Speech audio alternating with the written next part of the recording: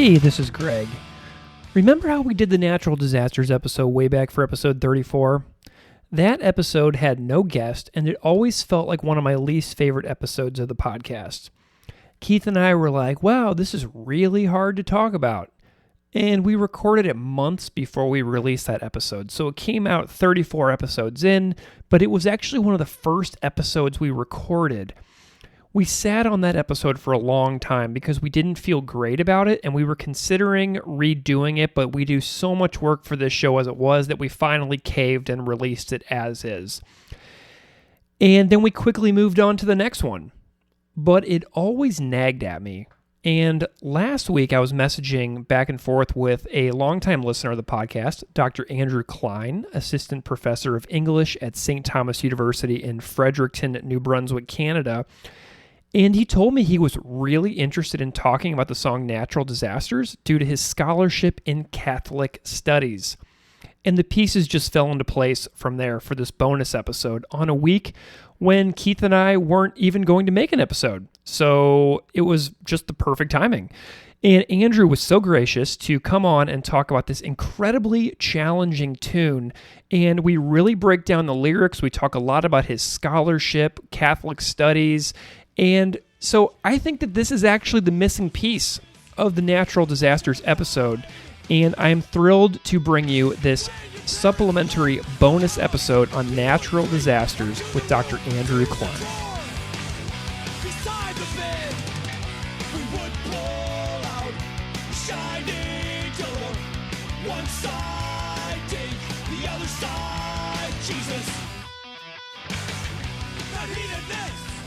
Dr. Andrew Klein, welcome to Unscripted Moments, a podcast about propaganda. Thanks for having me, Greg. I'm extremely stoked to be here. I am extremely stoked that you're here as well. This is great. Yes. Feels like to me a long time coming, not so much to you probably. Yeah. Andrew, do you remember finding the podcast? Because you've been around, like, as far as I can tell, from like the very beginning when we started it last year. Yeah, I think what happens is I know that you do your like nightly trawls through Twitter. And Love it. I just post about I hardly ever post about punk, maybe, I don't know, but I posted about propaganda one night, which is like, this is it. This is so true once again. And you hit me up or followed me after I posted about propaganda. And I was like, what is this lame podcast? And then I gave you because I wouldn't normally I don't listen to that many podcasts, but I was like, well, propaganda. Okay. So then I did give you a listen, and I've been listening like religiously ever since. Yeah, religiously. That's an appropriate term for where we're going to chat about tonight. I love it. Very fitting, Andrew. Okay, so just for the listeners' sake, can you just spend a moment and kind of introduce yourself to the audience? Tell them like who you are, what you do for a living, because I think it's going to be relevant for the content that we'll get into for the episode tonight. Yeah, sure. So I am an English professor at St. Thomas University in Fredericton in Canada.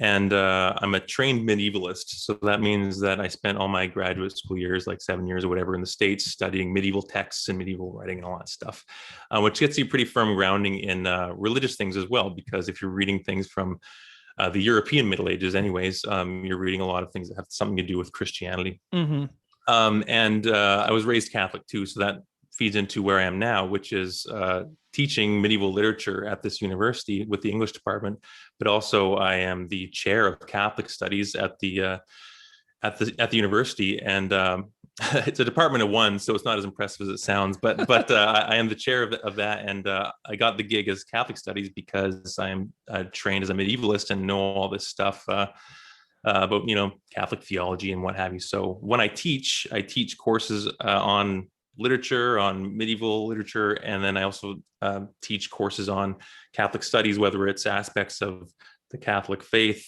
or Catholic social movements. And more recently, I'm teaching a lot of courses on what I call pop Catholicism, which is like the way that Catholicism and Catholic images show up in whatever show you're watching on TV.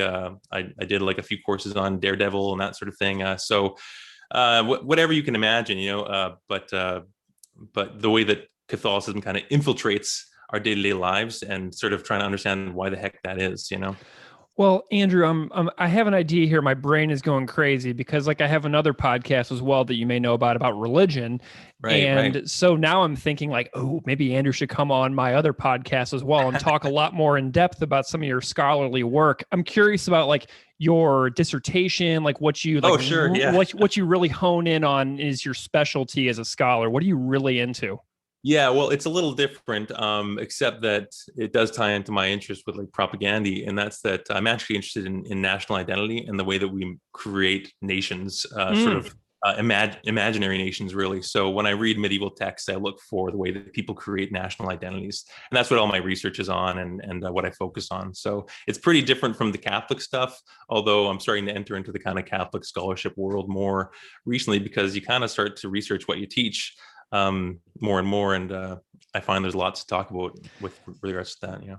Do you have any specific thoughts on the song Nation States from Let's Talk More Rock in relation to your own work? Maybe not, except that the whole idea of a nation state is like this kind of weird, a complicated idea that doesn't really exist, because the idea that a national identity could perfectly overlap with the state apparatus is kind of something that's constantly being debated in the field of kind of nation studies and all that. But all I'll say really about the song is that it's awesome, and that propaganda like hits it out of the park with getting exactly what's going on with nation states. I love it. And we thought they were a good idea. Then it turns out it's not so great to kind of try to align your national identity with your state apparatus. Andrew, I'm curious about how you found propaganda and how you came to appreciate their work as a fan of music and a person who cares about the world.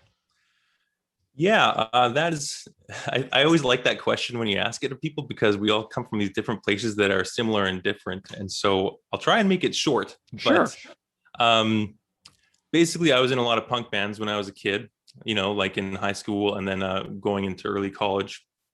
And one of the first punk bands I was in was just like a cover punk band, like any other thing. And we did a lot of pop punk, but then my drummer, John Vilnius, super cool guy. Shout out to him if he's listening. But he said, I want to play this song. And he gave me a cassette tape that had Anti-Manifesto on it. Mm-hmm. And I was like, well, what is this thing? So I listened to it and I was like, just blown away by it. Like that was my first exposure to propaganda. So moving out of like the kind of Green Day kind of things that we were doing before. And it was really the lyrics that blew me away. The chords and all that were weird to me, but I could figure it out. But it was the lyrics. And I was like, the first thing, what are the opening lyrics to that song? Word acrobatics. And play. Yeah. But word acrobatics performed with both harness and net. Yeah. That whole idea, like calling himself out, saying like, I can say all this stuff, but really I've got the whole structure here supporting me. It's not really much of a risk after all, because I am who I am, which is, kind of a straight, white, hetero, privileged person, so he can say whatever he wants. And I was like, he's calling himself out in the song, the first few lines of the song. I love this. And I was so into it. So we started to cover a lot of propaganda, and I was the vocalist. So, you have to think about the lyrics a lot more than maybe you would if you were just playing a different instrument or not singing. And so I had to memorize those lyrics, and I was like, fuck, these lyrics are so intense, and that's really what got me hooked. The music, they weren't even my favorite like fat band at the time, but the lyrics were just far beyond anything I'd heard before. So that was the first thing. But then it was when Less Talk came out that they really got me, because I was probably in grade 11 and I was working at a donut shop. And the English assignment that we had was to fill out a journal, and you were supposed to fill it out with whatever you wanted. And I heard people write down like song lyrics or something like that, and you could still get away with it. Your teacher would check over your work, but he would just give you a check mark. And I was like, I'll just write something. So I copied out all those essays that came with Less Talk, and I just copied them out word for word in my book. And it was like the strangest activity I'd ever done. But because all these words were foreign to me at the time, right? Like all this discussion about like equal pay or no religion, or all this questioning of gender roles and all that. And copying out the words in this journal of mine I guess it kind of did like a gradual conversion, and I was just convinced by every word I was writing down. And so it kind of blew my mind. And there was no turning back after that. They became my favorite band. The album was awesome. The music's awesome. And every band since. Brief period where I dropped out. I missed Potemkin, which was too bad, because I went through kind of college rock phase and then caught up with it later on when Supporting Cast came out and I was in grad school. But yeah, that was it though. They became my favorite band back in grade 11, and they're the only band I've just kept up with for like 20 years. Can't stop. Nice. Well, Yeah. and I'm thinking about your current role within Catholic studies, and you said earlier that you were Catholic when you were younger, right? Like Yeah, for grew up sure. that way. And so how did you start thinking about religion? How did the band change the Yeah, way I you should thought about say, yeah. religion in general? I mean, because that's something that happened for me a lot as well, personally. So it sounds paradoxical, but the reason that Propaganda became my favorite band is because I came from this Catholic home, and I didn't have like a lot of people have a really negative experience with being raised religiously, but I had like this kind of liberal leaning Catholic family that was extremely loving and welcoming, and they basically kind of lived the what you're supposed to, Yeah. walk the walk, if you will. And so I grew up, I didn't. We'll talk about what's in people's drawers or whatever later on, but at least from my perspective, my encounters with Catholicism were all about community kind of oriented endeavors and supporting one another. And so when I started reading these essays and hearing these lyrics in Less Talk, I was like, fuck, I'm vibing with this. Like, this is it, like, look out for your fellow man. Like, this is all the stuff that kind of is what I've been taught. And then when I read that No Religion essay, I was like, well, shit. So I agree with like everything. This is all perfect. It matches my worldview. And then it was like, but also religion is like the worst thing. And I was like, but that's like where I got all these ideas from, or at least that's where like my moral compass was aligned from. And so it was kind of a bizarre thing. But I think when people reach that point, they either have to just kind of shut the door on that religious aspect of their life or completely reject it, or else they have to sort of find a way, to rationalize and move it past. And there was one phrase, and I don't have the essay in front of me, but I think it's Chris writing those essays, or is it George? Maybe it's Chris. I think it's Chris. Off the top of my head, I can't remember who wrote that exact one. Yeah, it's hard to say, but whoever was writing the essay, they end it by saying, so religion, or I should say the appropriation and abuse of religion, is like the worst thing in the world. Yeah. And it was that I really hung a lot on that like clause that Chris or George or whoever inserted into that essay. So I was like, okay, so religion can kind of maybe still, there's like an ideal purpose for it that it could serve. And so I started to kind of move away from what might be considered mainstream Catholicism at that point in my life and sort of made my own sense out of the thing. But one thing that doesn't come up in these essays or in these discussions is like the actual faith aspect. And if you're super like, I don't know, indoctrinated, or if you're raised in a faith group, it's not as easy as saying the faith has done bad things, I don't believe anymore, because you believe in like a lot of really deep shit. You believe in like massive mythical structures that you can't just sort of dispel because someone abused it, So I think after reading that, I kind of was like, all right, well, yeah, the religion's done really fucked up things, but there's some good that I can see and maybe salvage. And so I've kind of used that, kind of marrying those two things in my life. But I'm not much of a practicing Catholic anymore, to be honest with you. I would still, I guess, identify as Christian, but sure. But back then, that was like pretty earth-shattering for me as a 17-year-old living in my parents' basement. Were you guys ever into like the Catholic workers movement or liberation theology scholarship or anything like that? So my dad and mom were, but as a kid, I didn't really understand that. And I do understand it now, like Dorothy Day and the workers movement and all that, those original kind of anarchists, that I can appreciate now. It's kind of crazy to read that stuff and see that there's kind of a similar trajectory between Marxist and anarchist thought and how it kind of develops in the States, and also how the Catholic workers movement develops out of similar, I guess, fertilizer, if you will. So it's actually pretty interesting how many parallels there are, and the real problem is just abuses in the institution, which you'll find in any ideological structure. Yeah, well, I mean, and I look into this a lot on my other podcast too. Like, I interviewed somebody named Brian Kleitz, who is at Case Western Reserve University, and he researches Catholic sex abuse scandals and writes about that within his scholarship. Sure. And so, I've been looking into a lot of these things about, abuse and things like that, because I grew up Catholic as well. And this is something that I was Mhm. wrestling with my entire life growing up Yeah. Yeah. until I eventually went completely out of it and I was rejecting it. But I was really intrigued by so many other religions as well, including Catholicism, that I wound up teaching about and being a high school teacher, teaching religious studies and making a Oh, podcast all really? about religion. So, I Yeah. mean, it's like such an interesting thing to where I became not religious, but by becoming not religious in the thing that I was born into, I became 1,000-fold more interested in the world around me instead of the one thing that I was born into. Yeah, that's so interesting.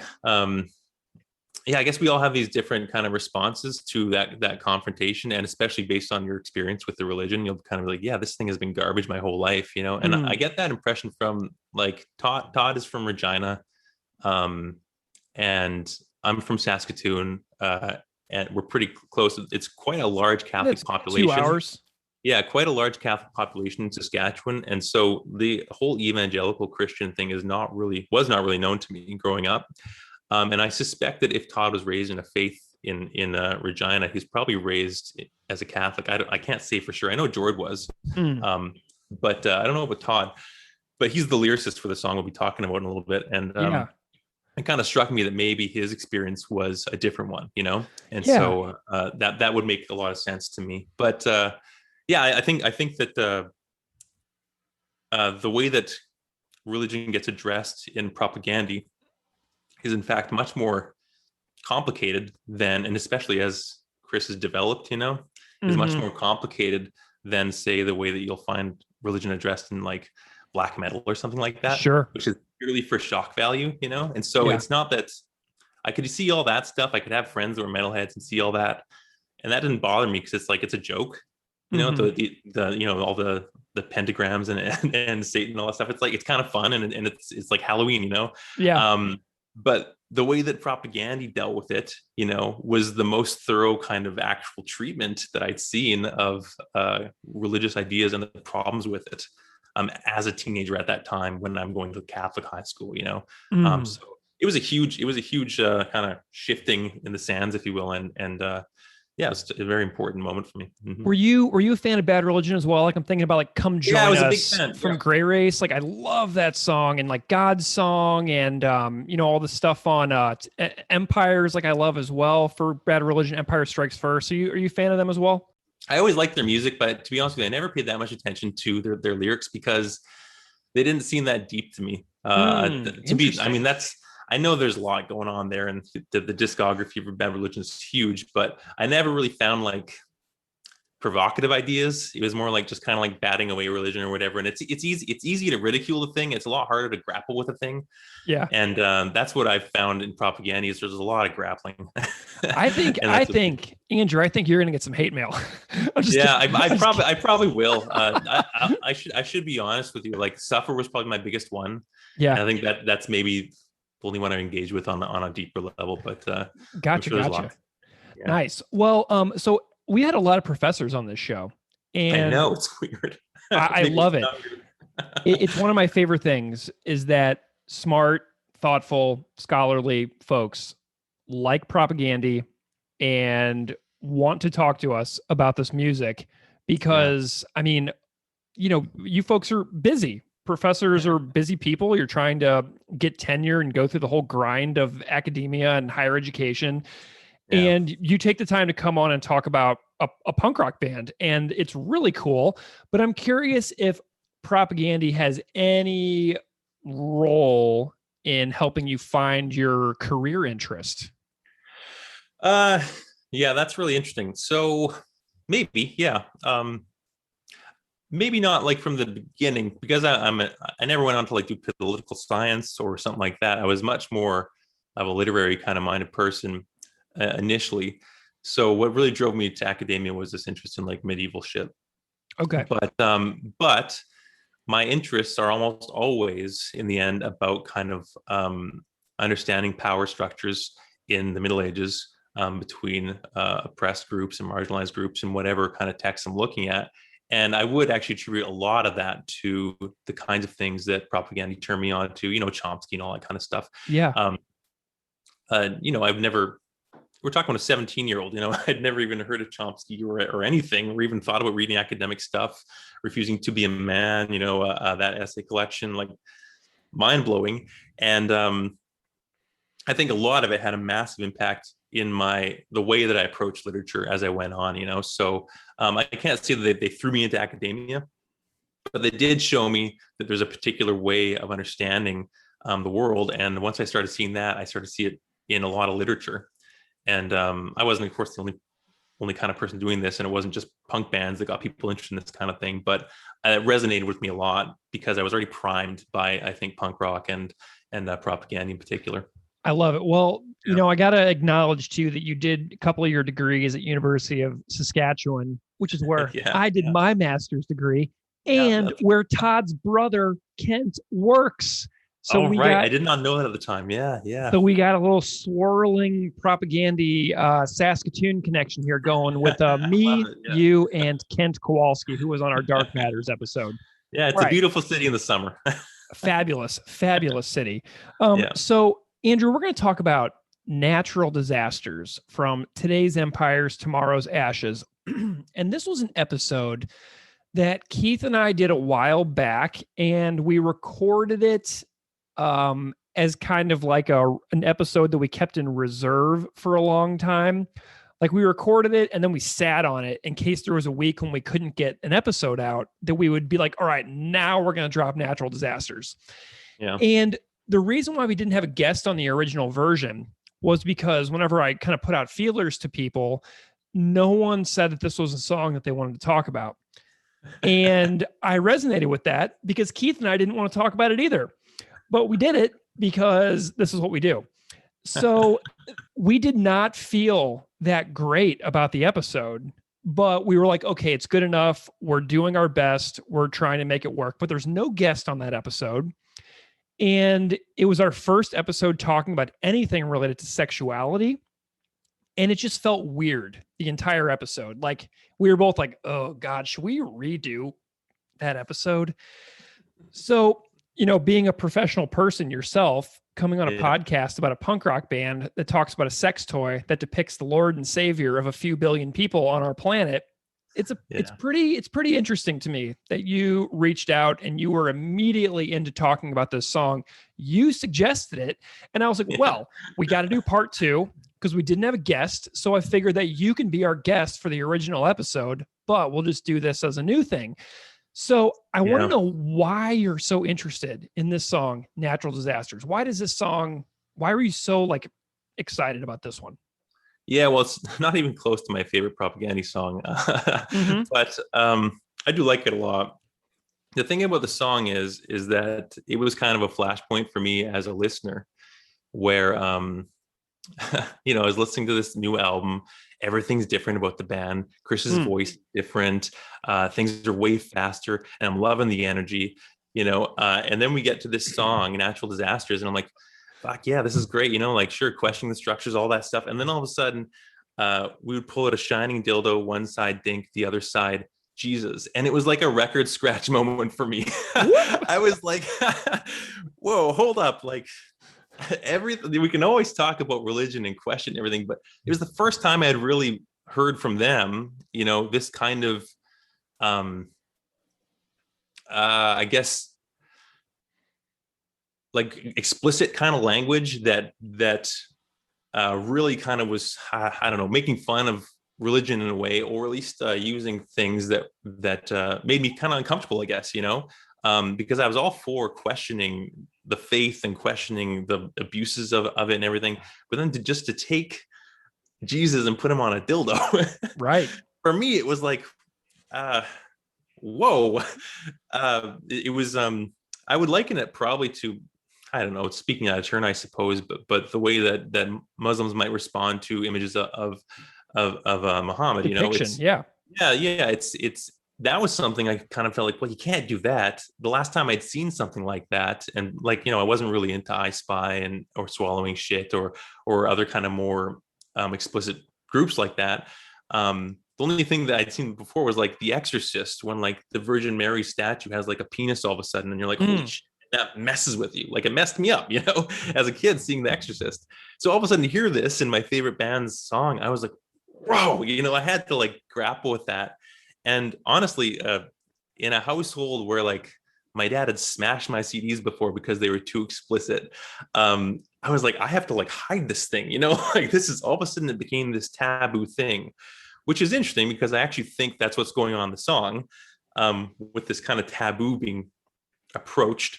But this song anyways stands out to me as this moment for me as like someone raised religious and then hearing this kind of pairing of explicit language or depiction with Jesus.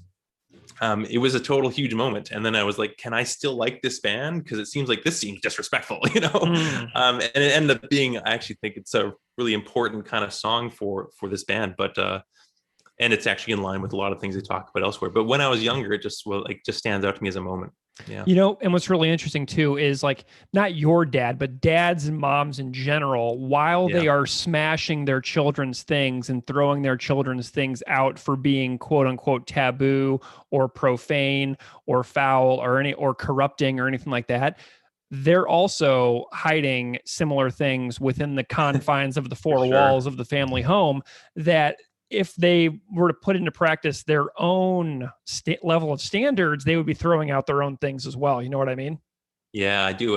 And as a parent now, I kind of recognize to some degree the kind of batshit things you do in the moment when you're like, this is not what I wanted you to be like. I try to remember that as a parent now to reflect on like what I wanted you to be or what I kind of my ideal child. That's useless and pointless. You be you, and I'll kind of find a way to support that. But there's always a part of you that wants to like be like, no, this is the right path. This is the right way to explore it. This is the right belief to have.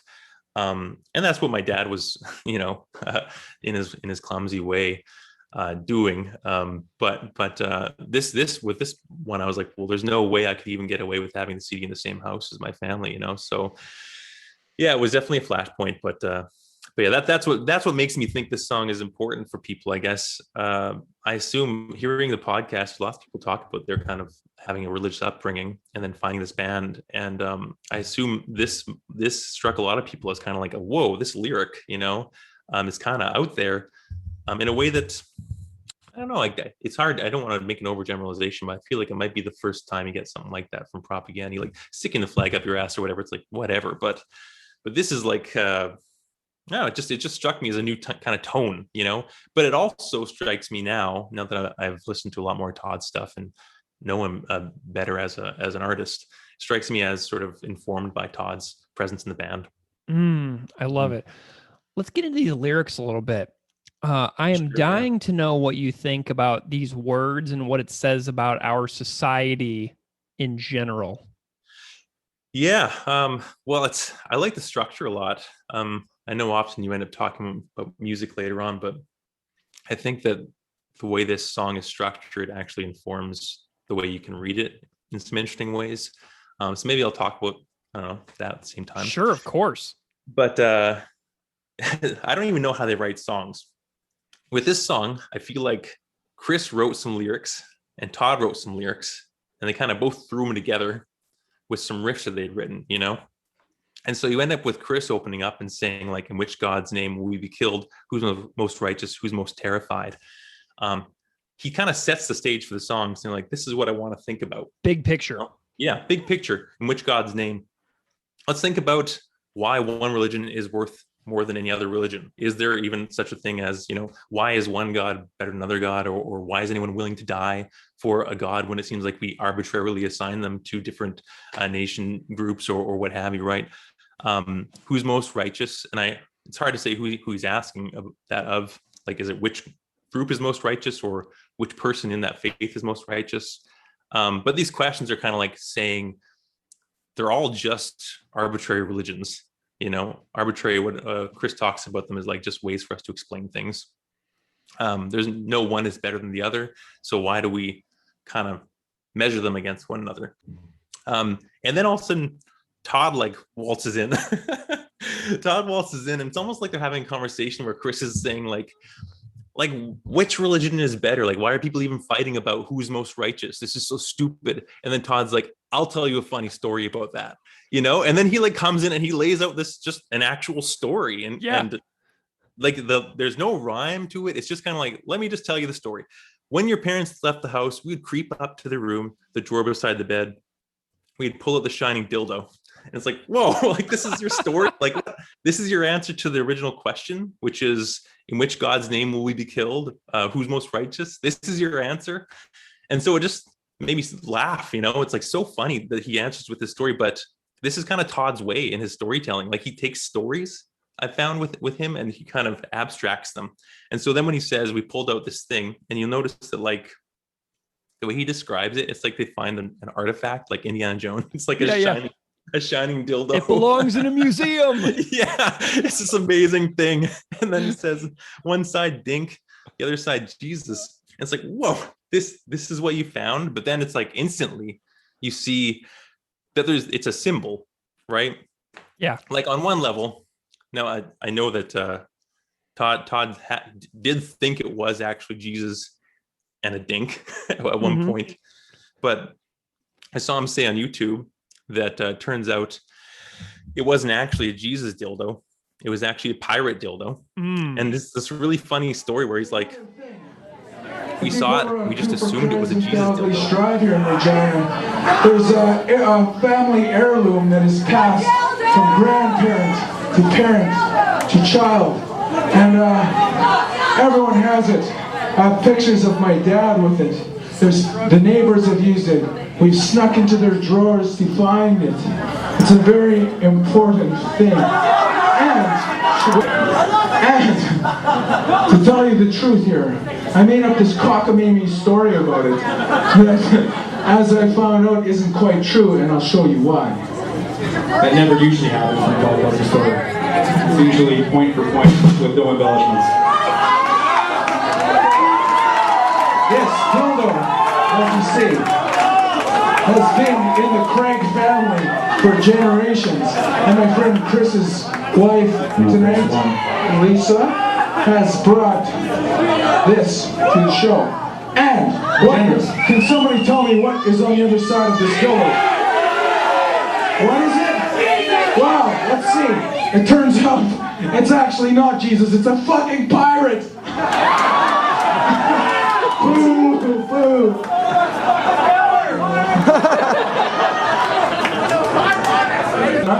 Maybe I'm stuck in the eye with a dildo or something. I hope it's Mom's bum. Or Janet, or Doug, whatever. Has to be his ground.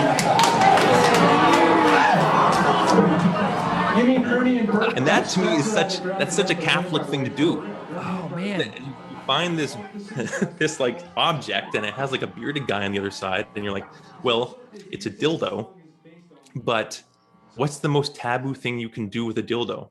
You can make it Jesus, And so rather than think it's a pirate, they just thought this is the Jesus dildo. And it so fascinates him that you'll notice the tense in this line. When your parents left the house, we would creep up to the room, to the drawer, we would pull out. It's like a constant thing happening. They did it all the time. They couldn't stop looking at this dildo. They're obsessed with it, Yeah. So it's this really funny thing where his story is like, we actually were obsessed with this idea that you could have Jesus on a dildo, And so it's really interesting that the next few lines, not hedonists, not atheists, but churchgoers block parents, right? So this weird idea that I guess it's not the degenerates you would think would have a dildo, but right. It's not the satanic panic. Yeah. But I think one thing that came up in your original podcast was that it was about hypocrisy. And I do see that in this coming up. I actually don't think that's the main thrust of this song. Maybe there's a lot of room for interpretation, but sure. I think he's just kind of saying it's the regular, quote unquote, normative people that are in fact not the norm. And so, we should recognize that there's not really a norm at play here. Now, so well said. The other thing, this image of the dildo. Now, like I said, as a Catholic studies professor, I'm obsessed with these like Christian symbols, right? And with the Jesus dildo, I actually think it's like a really powerful image, which sounds ridiculous, but there's a lot of different ways you can read a Jesus dildo. Like on the one hand, you get fucked by religion, right? Mm.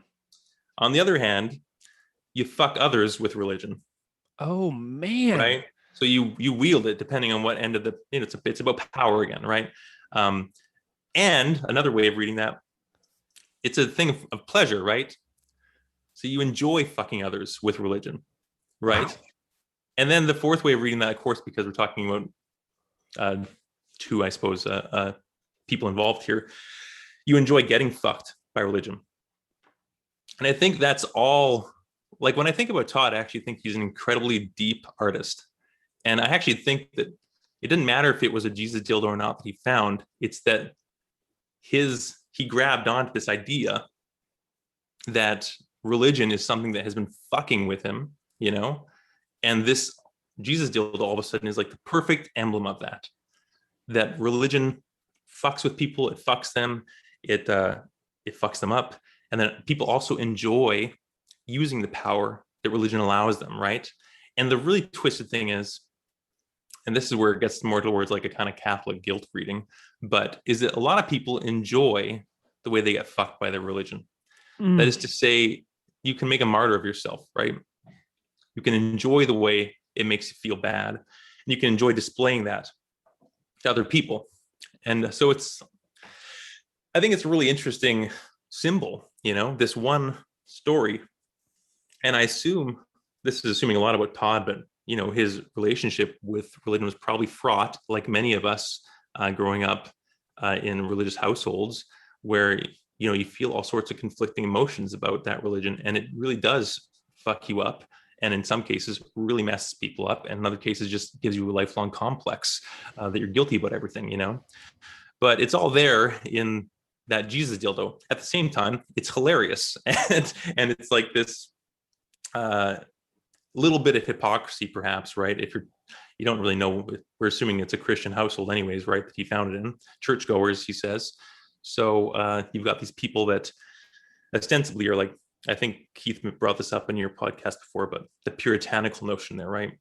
But they're actually the ones that are kind of pleasuring themselves in secret. So there's that whole aspect as well.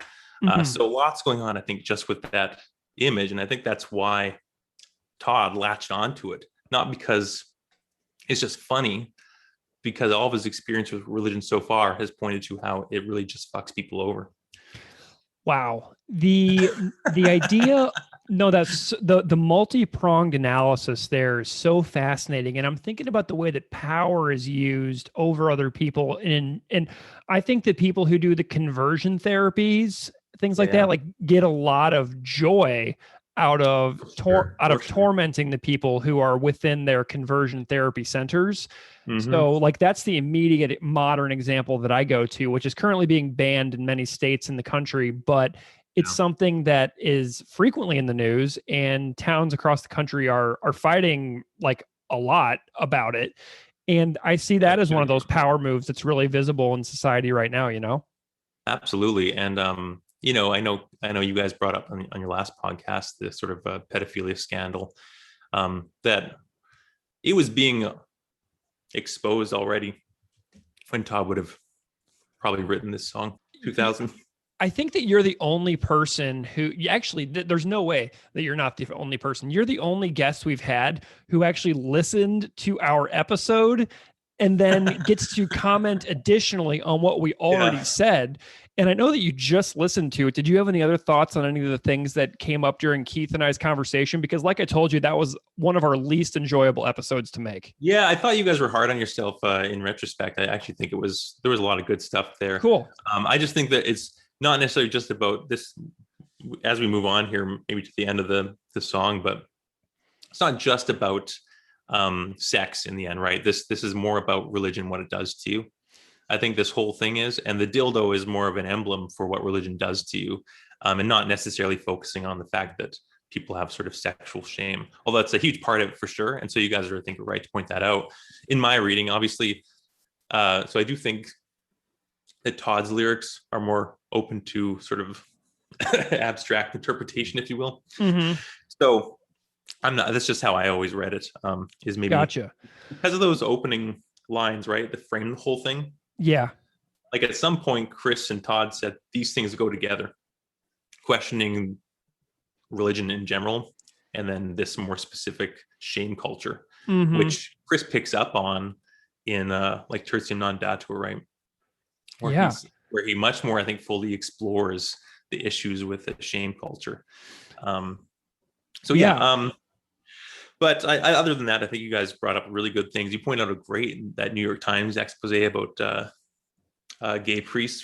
So we've got the rest of this song here. You kind of got to the most pristine or hiding everything, but then we have these last few lines. Is this our decaying society? These are the married ones. What about the others? Don't condemn your life to be riddled with shame. Everyone's hands cause natural disasters. And I'm wondering what your take on these last couple of lines are, because everyone's hands cause natural disasters. I mean, that's so interesting to us. And Keith and I kind of pondered this for a while and sort of gave up. It's actually super hard to understand. So when you guys were talking about it, I was thinking the same thing. Like, there's not a clear. Here's the problem, or the maybe interesting thing about this last line, is that, well, Chris says, don't condemn your life to be riddled with shame. Kind of like, all right, so you shouldn't be hiding things in your drawers, which is kind of this interesting way of, in fact, he probably wouldn't even read it this way, but of reaching out to the religious group that he's talking about, in saying that you shouldn't have to hide your, let your freak flag fly. You shouldn't have to hide this at all. So don't condemn your life to be riddled with shame. And then he says, almost as reassurance, everyone's hands cause natural disasters. Now, when you and Greg talked about, you and Keith talked about it before, I thought you made a great point that when we're talking about natural disasters, it makes you think of all that kind of, I guess, evangelical kind of approach to sin. That if you sin, in one way, or if you sin, then it's going to cause God to exert some sort of holy retribution on you, right? With some sort of natural disaster, forest fires, earthquakes, a flood, right? And I thought that was the best reading of what's implied maybe here.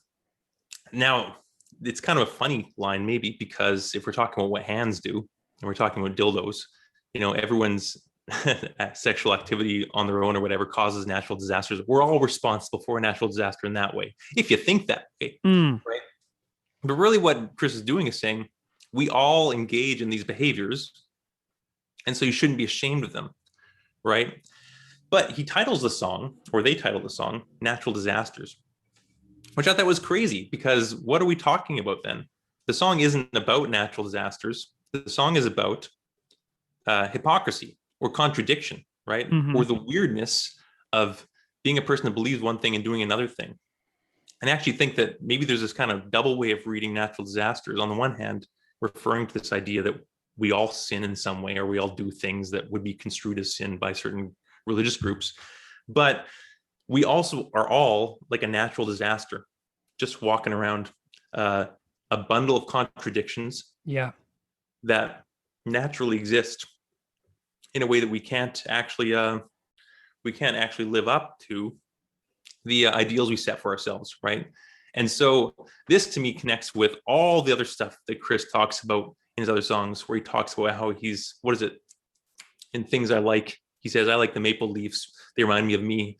What does he say? Internationally reviled. Yeah, and then the next thing, inconsistent, fragile, right? Yeah. He's inconsistent, and he's really honest about that in all of his songs and all of his writing. He's honest about how he's super inconsistent, and that's what hypocrisy is, right? Is being inconsistent. So I think that he's actually kind of saying at the end, we're all capable of the same kinds of sins, and we're all kind of walking natural disasters as a result of that. Yeah. It's an even condition to be a natural disaster, So that's what I think is going on at the end there. Although the end, I think, is also gesturing towards that common idea that by sinning, that evangelicals or televangelists will say, we've brought upon like some sort of earthquake or whatever because, I don't know, because we legislated gay marriage or whatever it is. Are there any people or current events that spring to mind from current events over the years in relation to what is being depicted in these words that kind of like are emblematic of what this song is talking about to you? In some ways, I mean, like to me, the song is about reflecting on how, on the one hand, we're all kind of hypocrites, but on the other hand, religion is also responsible for a good deal of fucking people, and so it's pretty, you can just sort of close your eyes, spin yourself in a circle and point your finger, and you'll find something that's related to religion and one of these ideas. The most recent for me would be the discovery of those graves at residential schools in Canada. So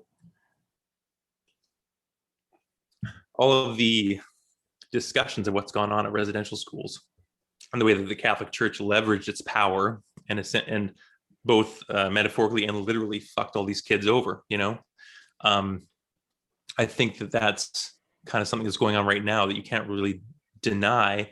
That's kind of what's going on there. But then the other thing with the shame culture, if you will, that I see happening is the constant debate in the Catholic Church or in any Christian faith group over the place of the LGBTQ plus community and the religious faith. And that's, the last few months that's been going on because Pope Francis won't apologize to the Indigenous community in Canada. And he also refuses to, in fact, make sort of positive moves forward with the LGBTQ community.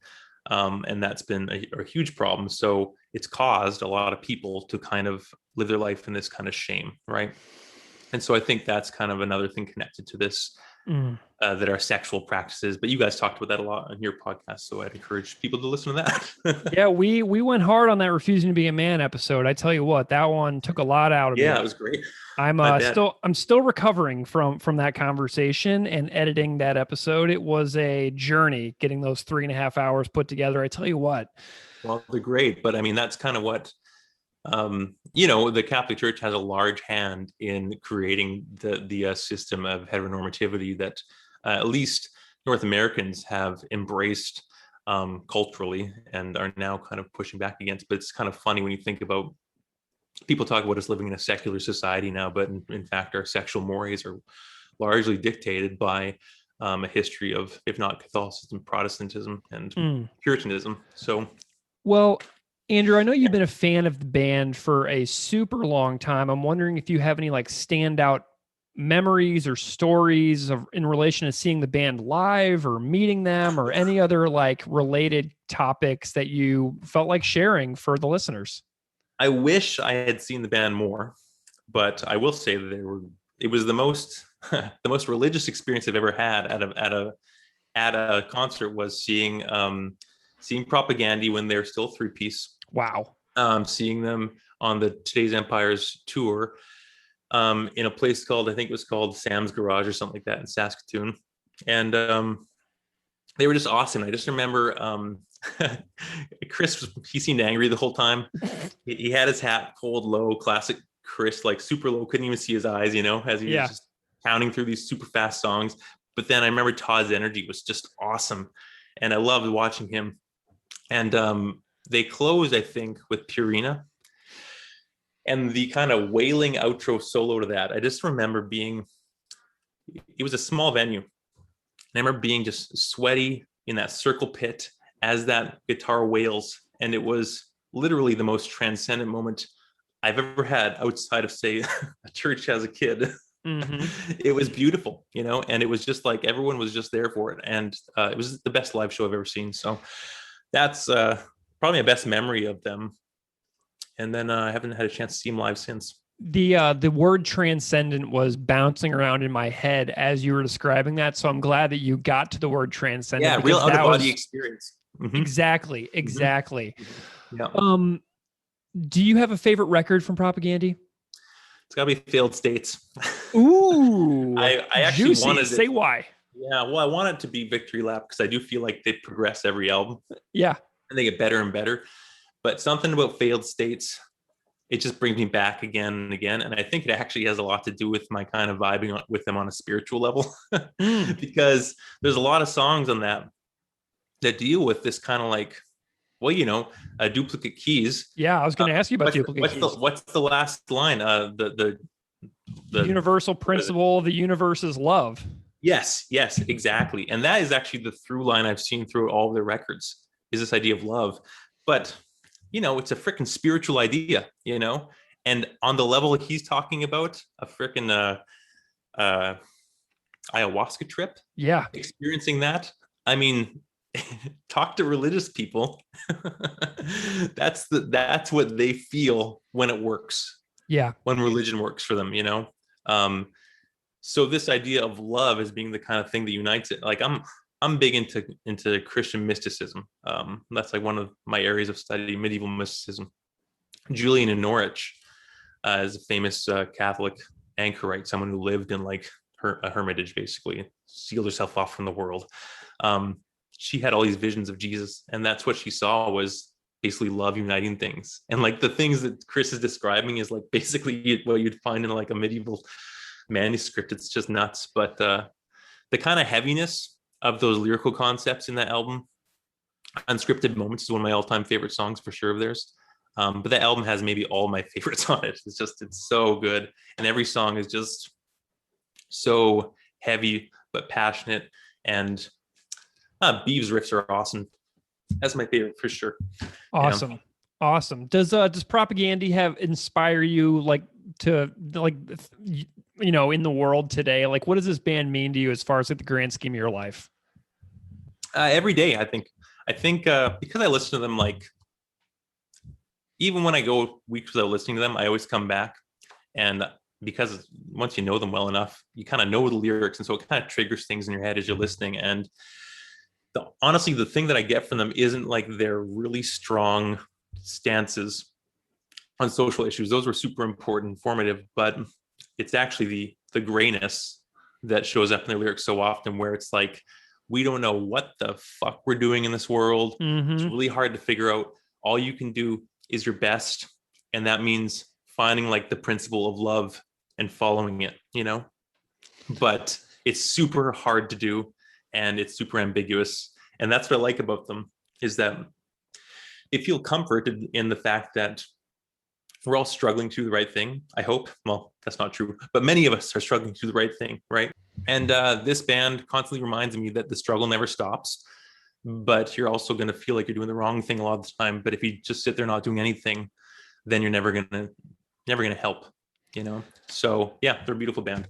Well, Dr. Andrew Klein, I am absolutely thrilled with our conversation. You just really filled out a lot of the things that Keith and I were wrestling with in our original conversation for natural disasters. I'm thrilled that you wanted to do this part 2 with me. It really means a lot because this is a confusing one for me. It makes me feel deep confusion.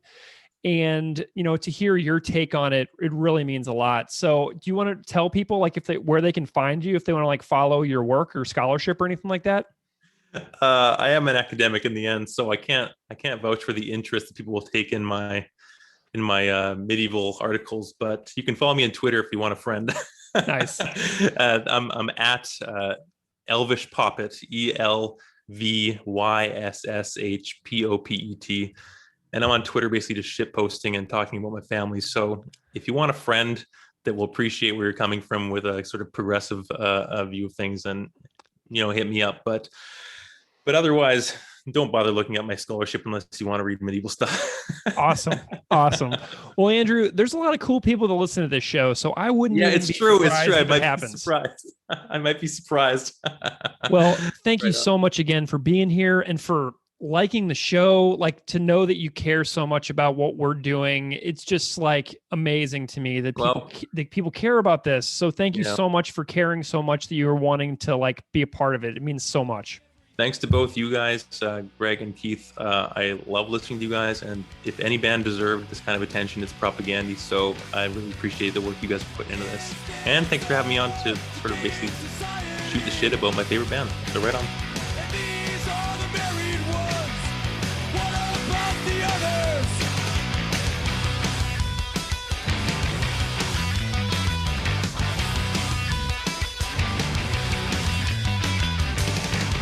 champion.